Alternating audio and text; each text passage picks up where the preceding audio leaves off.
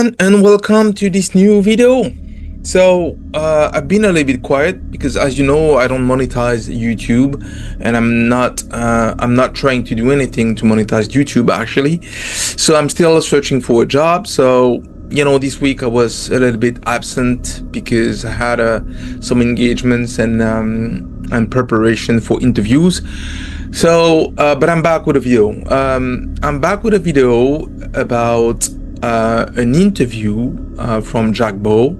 You remember the last interviews I've done about Jacques Baud, this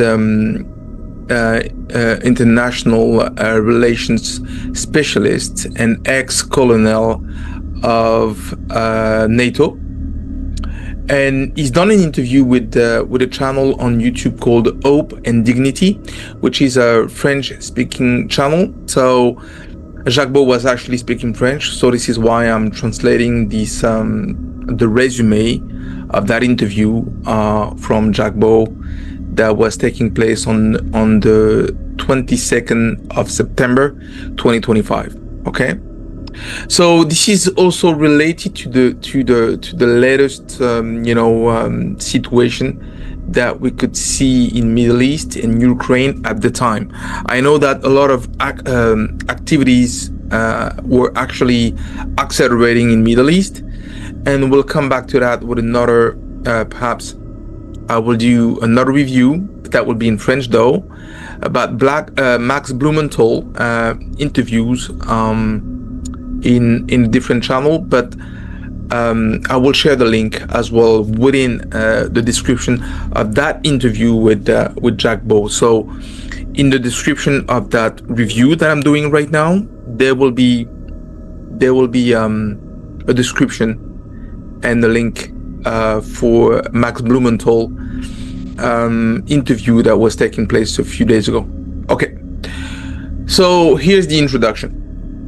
So the interview of Jacques Baud on Hope and Dignity channel, the interview opens with Jacques Baud explaining the current escalation in reports of airspace violation involving NATO, particularly incidents of drones and aircraft near or inside Eastern European states' borders. Okay, he points out that these cases, heavily amplified by Western media, often rest not on verified Russian aggression, but rather on manipulated stories or ambiguous technicalities. Jacques Baud insists that many so-called Russian drone incursions are either misattributions or orchestration by Ukrainians themselves, so manipulating actually the media, or playing with the media, using recovered Russian drones to manufacture incidents that trigger political crisis within NATO. Crazy stuff, huh? So that was the introduction. Just on the introduction, this was actually totally crazy. Okay, let's move on to each section. As you know what I do the banner, and you'll have the section name. Okay, so now guys, let's continue on the next chapter. So on manipulation, false flag incidents, and media hysteria, Jacques Baud critiques the Western media willingness to embrace conspiracy theories and build narratives around Russian aggression, often devoid of critical analysis or basic facts. He highlights one episode. Two young people, an Ukrainian and a Belarusian, arrested in Poland for allegedly piloting a drone near government buildings. A story inflated into a major scandal by some outlets, but which, according to Ukrainian sources, amounted to nothing more than two youth filming in Warsaw. Mainstream papers, he says, often transform these trivial incidents into tales of international intrigue, thus fueling a false atmosphere of imminent conflict in other countries, typically Poland. He moves on to discussing an incident with Russian MiG Mi-31s in Estonian airspace. Baud demonstrated that the public narrative originated not from incontrovertible radar evidence, but from a stylized government map and claims made in the media. In reality, the aircraft likely only entered an unilaterally declared air identification zone, a technical administrative layer lacking actual legal force under international law.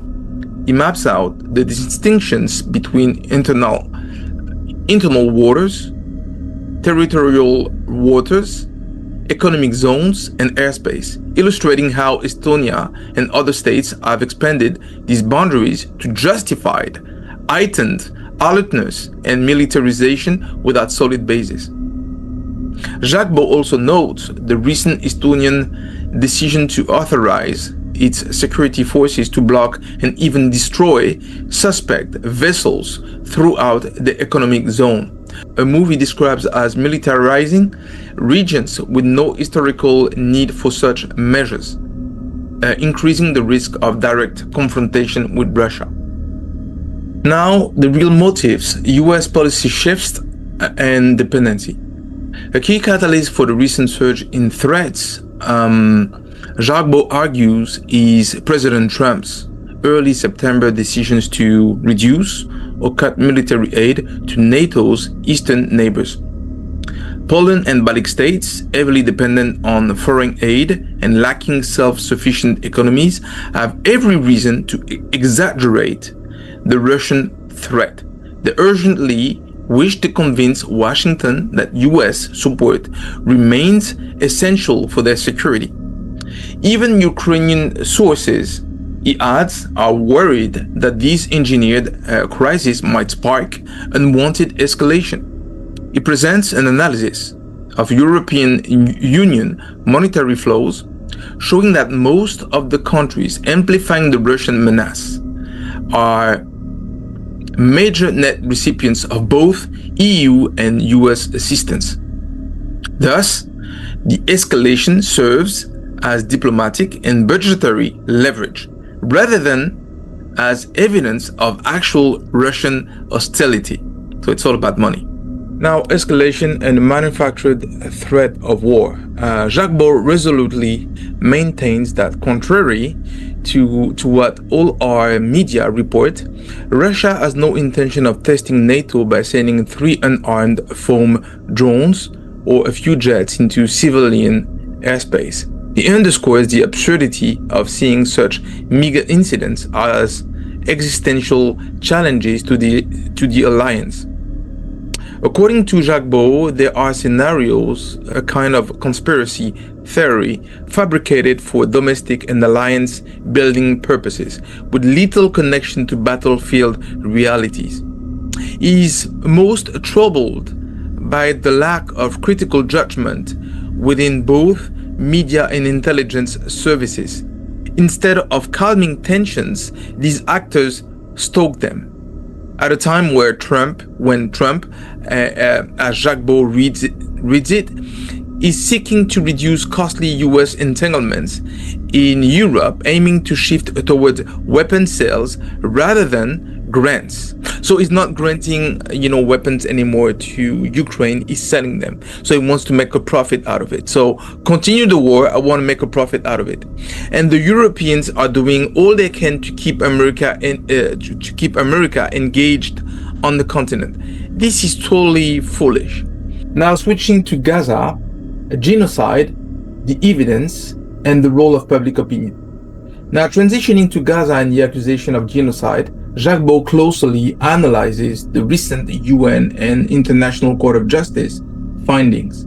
He observes that contemporary events in Israel-Palestine contrast sharply with the aftermath of World War II.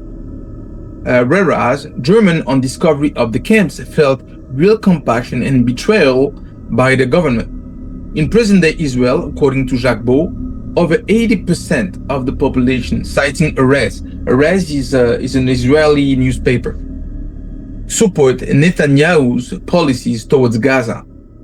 He marks as deeply unhealthy these public celebration of bombardments, including civilians, destroying humanitarian aid sent to Gaza, and claims there are credible reports, even from the pro-Israeli Guardian, that Israeli snipers target children. Jacques Baud asserts things have gone beyond all humanitarian values inherited from the Second World War, recalling even opposition politicians who referred to killing Gaza baby as a hobby. For Jacques Baud, this situation reflects a kind of collective social pathology, not just in Israel, but also in Western societies, that support Israeli actions in total disregard of humanity. Okay, so now the transformation of anti-Semitism. Jacques Baud advances the idea that classic anti-Semitism, hatred of Jews and Arabs, because we have to remind ourselves that Semites are actually Jews and Arabs. Okay, so when we ask an Arab, are you anti-Semitic, or are you anti-Semites? So they can't hate themselves, right? So so we have to just put that in perspective. But today, when we say anti-Semitic, it means the hatred of Jews for who they are has morphed, actually. Jacques Baud believes that this is changing. Today, rising sentiments, he claims, target Jews and Israelis not for their identity, but for what they do. In the past, when you look in the past at the time of the 19th centuries and the beginning of the 20th centuries, Jews were feeling hatred because of who they were. But now, Jacques Baud estimates that this is for what they do. He warns that the refusal of Western organizations to condemn evident crimes has contributed to conflating an anti-Israeli sentiment with anti-Semitism. Jacques Baud urges institutional reflection.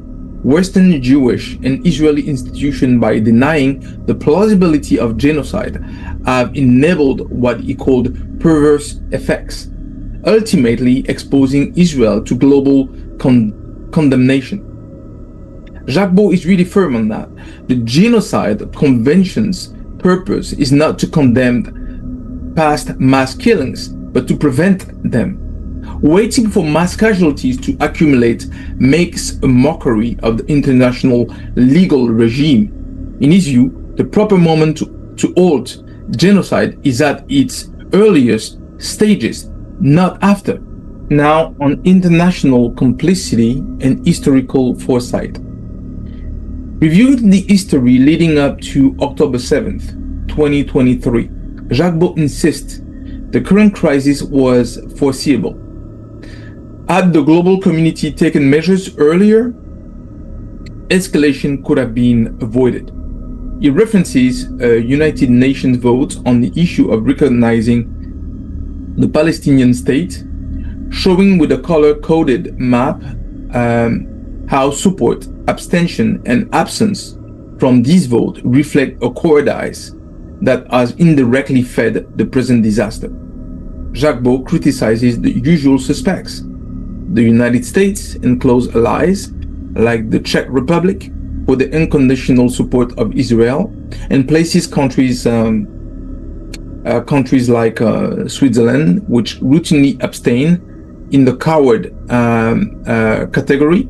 He laments missed chances, arguing it would have been easier to prevent Israel from embarking onto a genocidal course than trying to reverse it now, with Israel facing growing international pariah status.